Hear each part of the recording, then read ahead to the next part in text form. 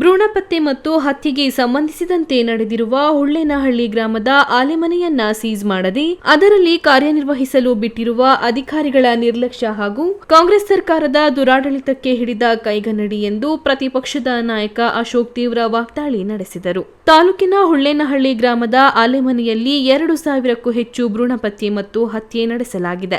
ಇಂಥವರಿಗೆ ಕಠಿಣ ಶಿಕ್ಷೆಯಾಗಬೇಕು. ಸ್ಕ್ಯಾನಿಂಗ್ ನಡೆಸುತ್ತಿದ್ದ ಆಲೆಮನೆ ಈಗ ಬೆಲ್ಲದ ಗೌಡೌನ್ ಆಗಿದೆ. ಈ ಕಾಂಗ್ರೆಸ್ ಸರ್ಕಾರ ಬಂದ ಮೇಲೆ ಭಯ ಎನ್ನುವುದೇ ಇಲ್ಲ.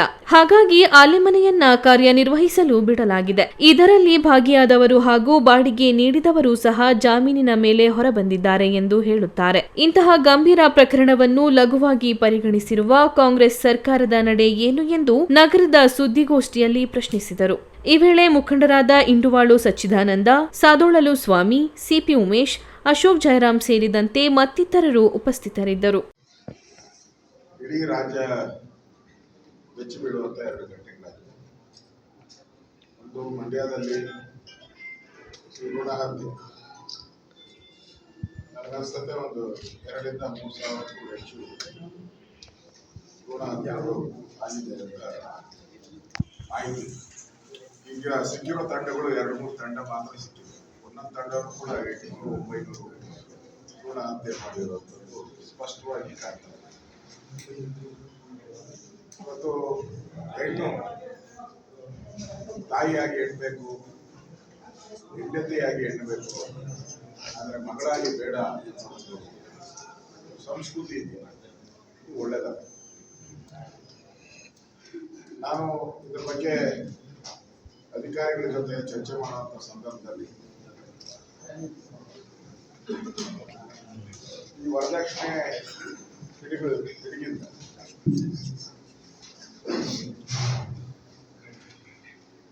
ಈ ಒಂದು ಹೆಣ್ಣು ಭ್ರೂಣ ಹತ್ಯೆ ಜಾಸ್ತಿ ಆಗ್ತಾ ಇದೆ. ಯಾರು ಗರ್ಭಿಣಿ ಆಗ್ತಾರೆ ಅವರಿಗೆ ಆಯ್ಕೆಯ ಅವಕಾಶ ಇರುತ್ತೆ. ಅವ್ರ ಕುಟುಂಬದವರು ಆಯ್ಕೆ ಮಾಡ್ತಾರೆ, ಆ ಮಗು ಇರ್ಬೇಕೋ ಬೇಡ ಅಂತ. ಅಂದ್ರೆ ಏನೇ ತಪ್ಪು ಮಾಡ್ತೀವಿ, ಈಗ ಯಾರೋ ಕೊಲೆ ಮಾಡಿದ್ರೆ ನೀವು ಮರಣ ಶಿಕ್ಷೆ ಕೊಡ್ತೀರಿ, ಗಲ್ಲು ಶಿಕ್ಷೆ ಕೊಡ್ತೀರಿ. ಅಪ್ಪ ಈ ಮಗು ಏನು ತಪ್ಪೇ ಮಾಡಿಲ್ಲ, ಆದರೂ ಈ ಕಳ್ಳ ಡಾಕ್ಟರ್ಗಳು, ಕಳ್ಳ ತಂದೆಯವರು ಅವ್ರಿಗೆ ಮರಣದಂಡನೆಯನ್ನ ಕೊಟ್ಟಿರೋದು ನಾವು ಮೊನ್ನೆ ಹೊಸಕೋಟೆಯಲ್ಲಿ ಸಿಕ್ಕಿರೋದು 3 ತಿಂಗಳ ಭ್ರೂಣ. ಅಂದ್ರೆ ದುಡ್ಡು ಕೊಟ್ರೆ ನಿಮ್ಗೆ ಅದು 1 ತಿಂಗಳಾಗಿರ್ಲಿ, 3 ತಿಂಗಳಾಗಿರ್ಲಿ, 6 ತಿಂಗಳಾಗಿರ್ಲಿ ನಿರ್ದಾಕ್ಷಿಣ್ಯವಾಗಿ ಈ ತರ ಘಟನೆ ಆಗಿರೋದು ಇಡೀ ರಾಜ್ಯ ತಲೆ ತಗ್ಗಿಸುವಂತ ವಿಚಾರ. ಇದು ನಿಲ್ಲಬೇಕು. ಅದಕ್ಕೋಸ್ಕರ ನಾನು ಇವತ್ತು ಆಲೆಮನೆಗೆ ಭೇಟಿ ಮಾಡಿದ್ದೇನೆ. ಇವಾಗ ನನಗೆ ಆಶ್ಚರ್ಯ ಆಗುತ್ತೆ. ಘಟನೆ ಆಗಿ 2 ತಿಂಗಳಾಗಿದೆ, ಆಲೆಮನೆ ಆರಾಮ್ಸೆ ನಡೀತಾ ಇದೆ.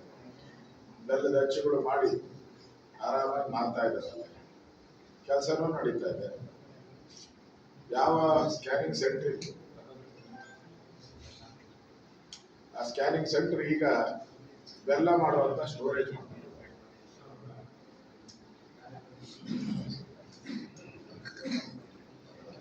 ಮತ್ತೆ ಈ ಘಟನೆ ಆದಂತ ಸಂದರ್ಭದಲ್ಲಿ ಇಲ್ಲಿ ಬಂದಂತ ಪೊಲೀಸ್ ಅಧಿಕಾರಿಗಳು ನಾಳೆ ಕೋರ್ಟ್ಗೆ ಏನ್ ಎವಿಡೆನ್ಸ್ ಕೊಡ್ತಾರೆ? ಸ್ಥಳ ಅಲ್ಲಿ ಹಾಜರು ಮಾಡಿ ಅದೇನೇನು ಸಿಗುತ್ತೆ,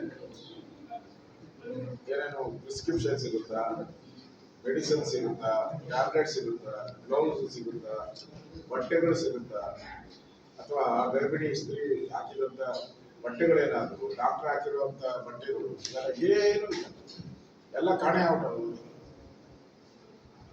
ಸೀಸು ಮಾಡಿಲ್ಲ.